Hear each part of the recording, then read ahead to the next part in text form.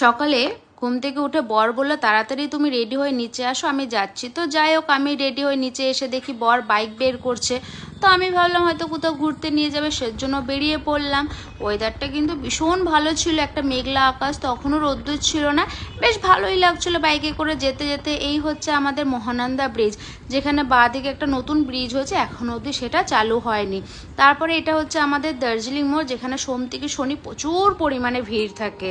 আরেকটা এটা হচ্ছে না দেখালেই নই, এটা হচ্ছে আমাদের শিলিগুড়ি গেট, পরপর 3টে রয়েছে, সেজন্য তোমাদেরকেও দেখালাম। আর একটা হাসির কথা বলি, রাস্তা দিয়ে যেতে যেতে বিশাল বড় একটা গ্রিন কালার জিরাফ দেখলাম। বাস আর কি, আমার বর নিয়ে চলে আসলো তার একটা খুব সুন্দর পছন্দের জায়গায়, যেখানে তার ভালো ফুল অ্যান্ড গাছ পাওয়া যায়। যদিও আমাদের একটা দোকান ফিক্সড আছে, তারপরেও সবগুলো জায়গায় একটু ঘুরে দেখছি, যদি কিছু চোখে লেগে যায় তো নিয়ে নেব।